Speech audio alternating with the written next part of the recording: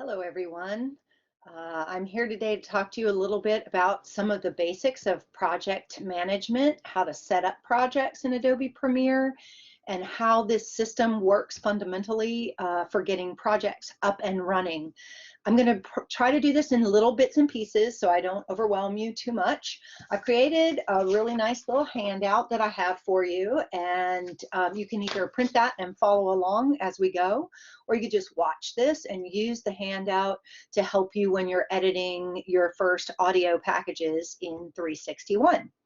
So I can't possibly teach you all of the buttons. I can't possibly tell you every step in the process, but I can certainly get you started. One thing that I would recommend to all of you as you're learning new technology in whatever field you're going to go into is it's really important for you to learn how to take notes in your own hand when somebody is describing how something works, because often it's much easier for you to go back and take a look at your own notes and draw pictures and point arrows and things that'll be much more explicit and understandable for you than anything that I'm going to be able to do for you. So I do have this handout and I do have some steps, but I would like you to go ahead and take some notes as we move through the basics of project management. One thing I'd like to point out to you about Adobe Premiere is that if you start learning how to create projects the right way, it's going to be much easier over the course of your career to go back in, find material that you have created in the past, edit that material, and use it in a new or different way. So for example, when you get further into senior semester and you're putting together a resume reel, there may be something that you created for this class that you want to use there that you're really still quite proud of. And so you want to make sure that you follow the steps for how to set up a project properly to begin with. So that's where we're going to start today. We're going to start with what we call project management, so that if you can learn to set these projects up, you'll be able to transport them off of a lab computer onto an external hard drive or onto your own laptop to continue to work on it, or onto a jump drive to move from one place to the other. So what I'm going to do today is I'm going to go ahead and share my screen and talk to you a little bit about how to set these projects up. And we're going to go down the rabbit hole, and here we go.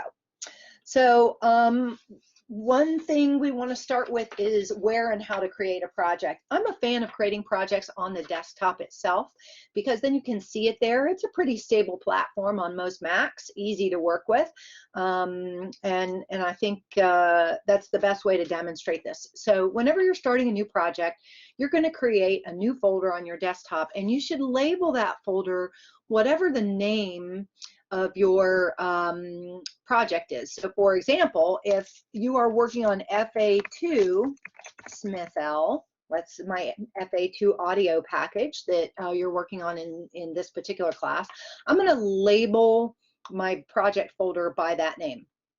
And then if you are in the process of getting ready to edit your FA2 and practicing that, you're going to need to bring in some raw material.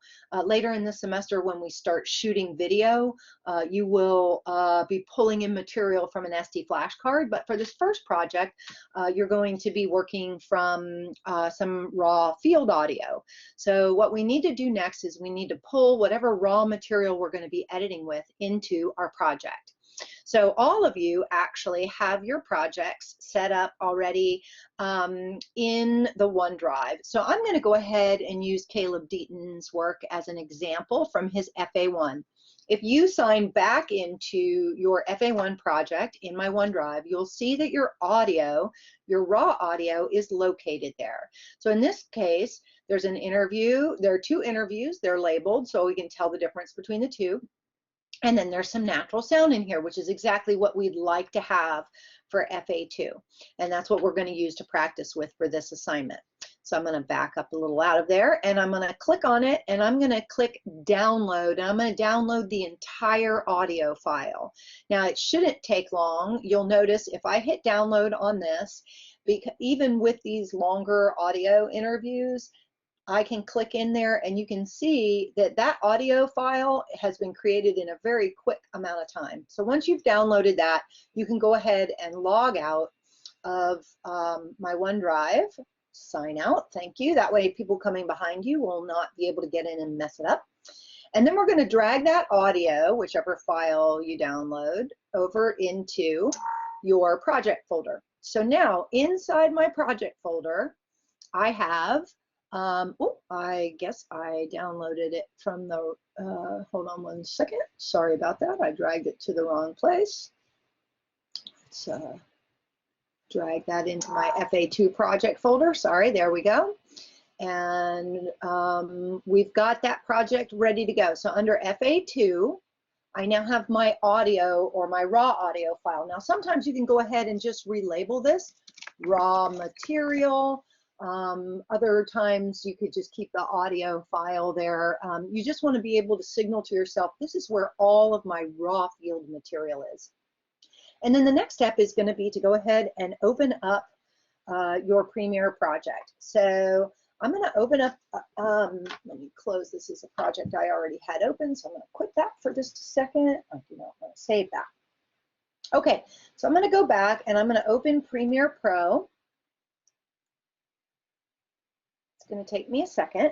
And when it opens up Premiere, you should find it in the dock on any one of our labs. If at any time you cannot find the Premiere icon to be able to open from the dock, you can go to applications and find it there, but or you can go to your docking station and find it there.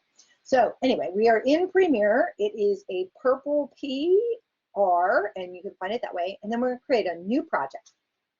When we click on New Project, this sub window is going to open up. I want you to take these steps very slowly. They're steps 4 and 5 in my handout. It's really important you follow these steps. So whatever your project name is, in this case, my project is FA2-Smith-L. So I want you to label this FA2-Smith-L. When you move forward and you have a story slug, so let's say it's fetal bill protest or abortion bill protest, then this would be the name of your story slug. But you're not done yet. Don't just hit OK or hard return. You need to click on this browse button. And when you do that, you're going to tell Adobe Premiere that I want you to put it in on my desktop into, and this is a single click, not a double click, you can just into FA2 and choose. And then you click OK.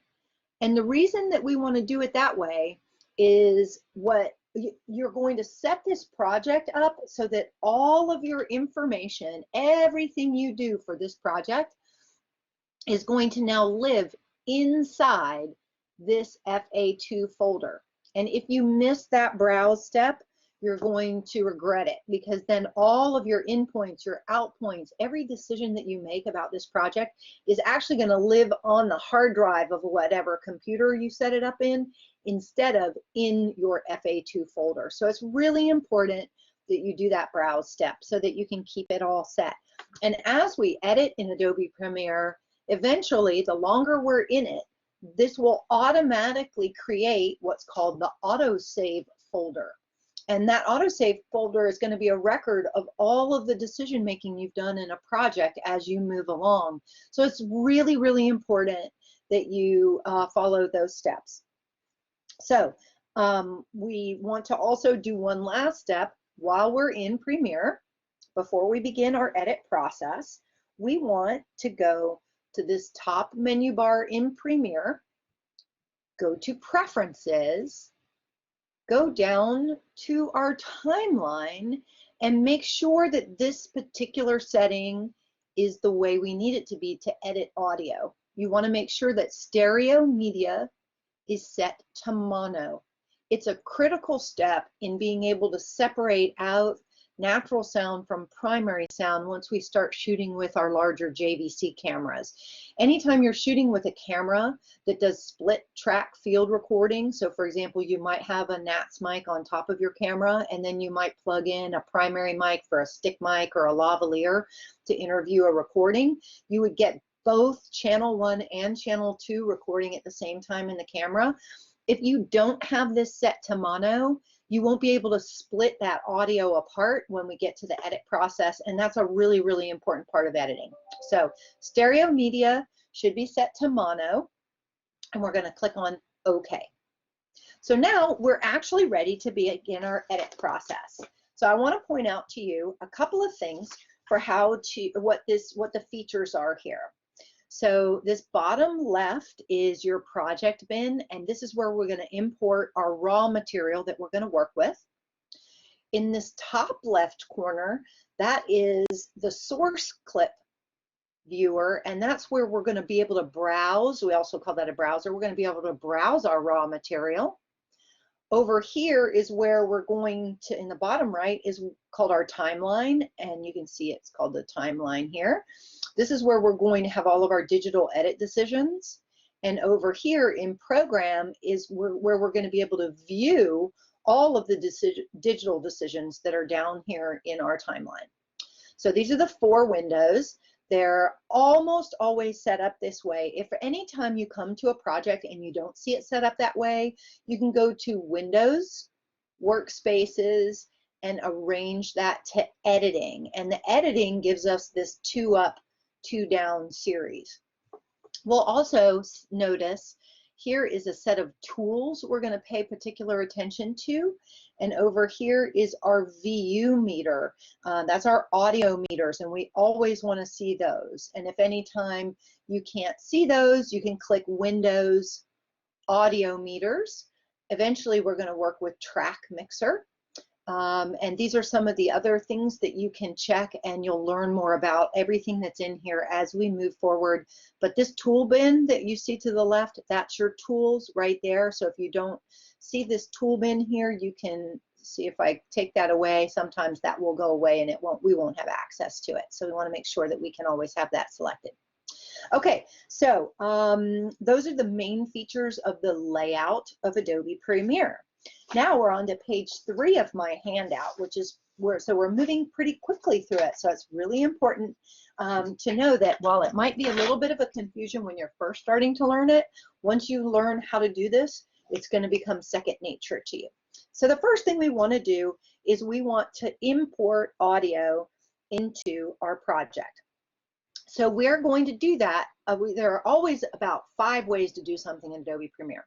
So I can import media in a couple of ways. I can double click on it and it will open up a window, and I can tell it I would like to select from my desktop, from FA2, in my raw material, and then I can highlight the things that I want to import.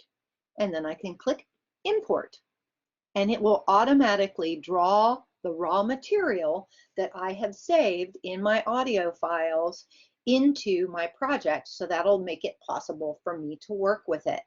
Because this is audio only, you see that it has this little red icon next to it. That tells me that I'm just going to be working with audio. This is not a video clip in any way, and that's what we want for these first assignments. Now, if you shot something in Zoom for an M4A and you have the video there as well, don't worry, we'll be able to work with just the audio. It's no problem, okay? So let's pretend we want to view, sorry, one more thing.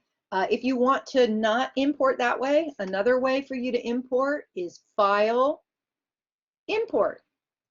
Anything that you want to do with quick buttons, anything that you want to do with your keyboard, anything that you want to do with your mouse. If you're a mouse person, you'll be able to use all of these drop-down menus, right? These are all mouse clicks. If you'd like to learn what the quick button version of something is, when you go in here, you can always look to the right, and if there is a command for opening it through the keyboard, you use the Apple Command O, and that will open a project. If you do the Apple Command W, it will close a project. So there are lots of different ways that you can use it. You can use the fast keyboard strokes, you can use the drop-down menus, and you can use your mouse. There are lots of ways to do it. So let's go ahead and bring that stuff back in again. I'm going to import that material.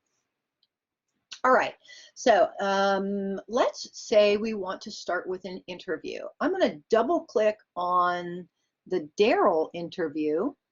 right? And here's the Daryl interview. When I double click on it, it opens up in my source browser. And this little scrubby enables me to go through, and you notice as I go through, I can see how many seconds into the raw material that particular piece of sound is.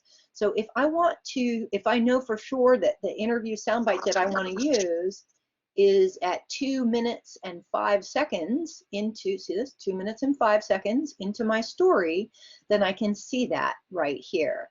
So now I can, I'm going to show you the basics for setting an in point and an out point and how to drag it and drop that material into your timeline. So what we tend to do is we'll back it up just a little bit before the sound that we want to hear, and then we'll hit the space bar. The space bar plays and pauses your material. So all you have to do is hit the space bar. What's your experience so far of just college? Yeah. Yes. Okay, so let's say I want my sound bite that I want to work with to begin with yes. Well, I've just heard it, so I know it's right there. So one thing that I might like to do is I might use my arrow left and right buttons. If I use the arrow left and right buttons, I can arrow just a frame or two before. Now there's where he starts talking. Do you see over here in the audio meters? I can see that sound beginning to happen. Watch over here again. So I use arrow left and right to get just before the sound and maybe an extra frame or two. I can get a really good in point, really clean. If you can give me 1 or 2 frames before the person starts to talk, that's really great. I is for in. O is for out. So let's play this. Yes and no. Before, it was definitely different and it was fun, but like, you know, the pandemic made you realize some things, and I would say quarantine was fun as well. So let's pretend, so I paused it by hitting the space bar. Let's pretend that's where I want that to finish. O for out. So now you see I have highlighted just this portion of the soundbite that I want to use, or the interview that I want to use. So then I can go right here on this little drag audio, and I click on it, and I can drag it down, holding down my mouse, and then let go. And voila, my sound has dropped into my project. So now I see that sound on my timeline. Now I'm going to always want to see this a little bigger than Adobe Premiere sets up to begin with. So if you look over here, it works a lot like an Excel spreadsheet. If I click on just to the left of my first media, my project, at the front of my timeline, I will see that I can drag that down so I can see a little bit more of my sound. So I'm going to want to be able to see a little bit more of both my channel 1 audio, which is A1, and my channel 2 audio, which is my A2. And if I had video, I'm going to pull this up. If I had video, my video would have dropped onto video 1. Now I have several more audio channels. I have 3 and 4 audio. I also have 2 and 3 video. This semester, there's no reason for you to be using video 2 and video 3 or audio 3 and audio 4. We're going to be primarily working with video 1, and audio 2. And you need to learn how to use those ones properly before we start layering in additional video. So that's what we're going to be working with. And since your audio projects are mostly audio, for the most part, for this first audio FA2, you're going to be working with audio 1 and audio 2. So I've brought that in. Now I can use this little scrubby to go forward and backwards. Let's see if I got a clean in point. Yes and no. Before, it was definitely different and it was fun, but like, you know, the pandemic made you realize some things, and I would say quarantine was fun as well. Okay, so good. We got a nice clean in point, nice clean out point. on that particular piece of audio. So we've practiced dragging our audio by holding it down and dropping it into our timeline, right? So that's an important thing. We've practiced our in points and our out points, but let me show you something else. This button here will mark your in point. This button here will mark your out point.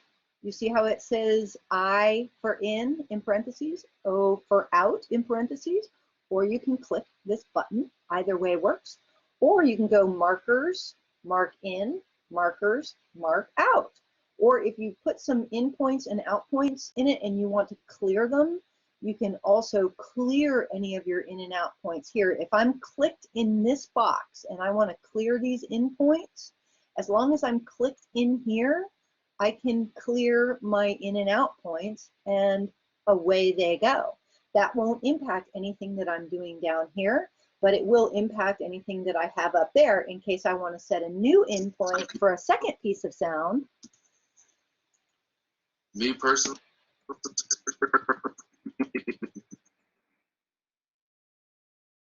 In point. me personally, I like to do things on my own, but like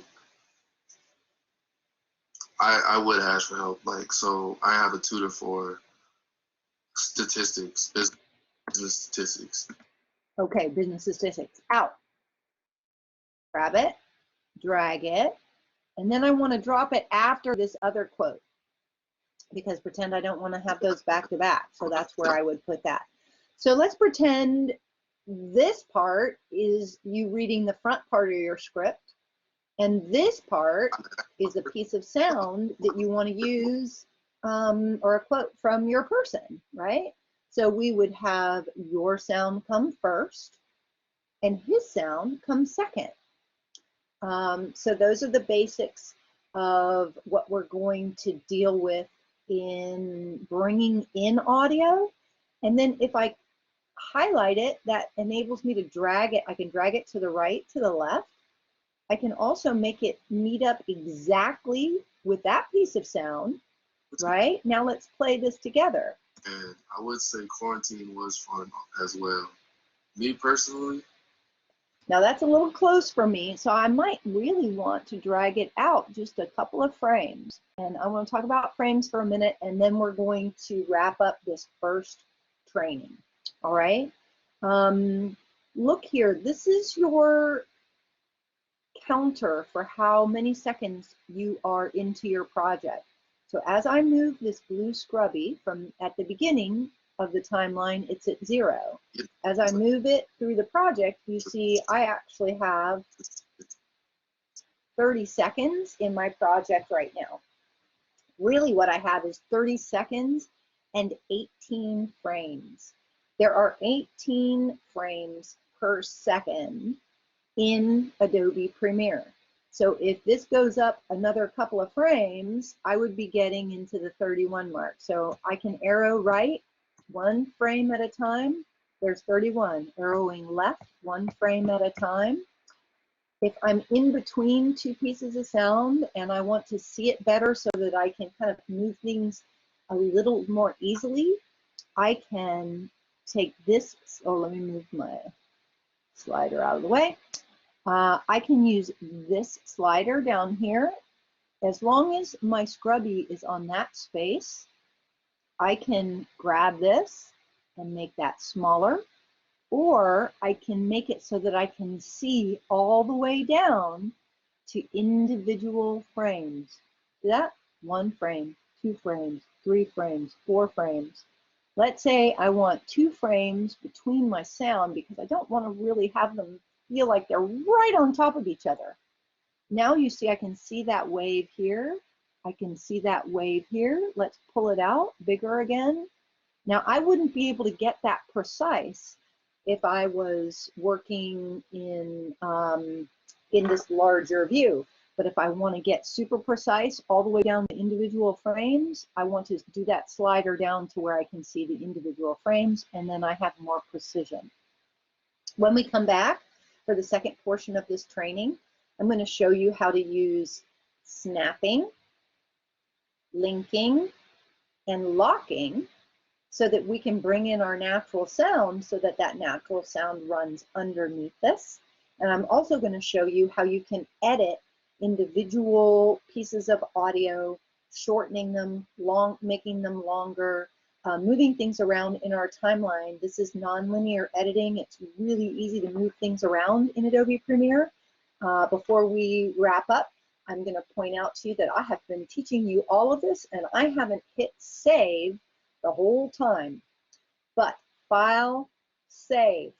Don't do file, save as. Once you've created a project, if you do file, save as, it will create duplicates of that project, and you really don't want that to happen. So right now, we've gone over all of the basics up to about 2.5 pages into our handout. And when we return, we'll pick it up with linking, locking, snapping, and layering our sound.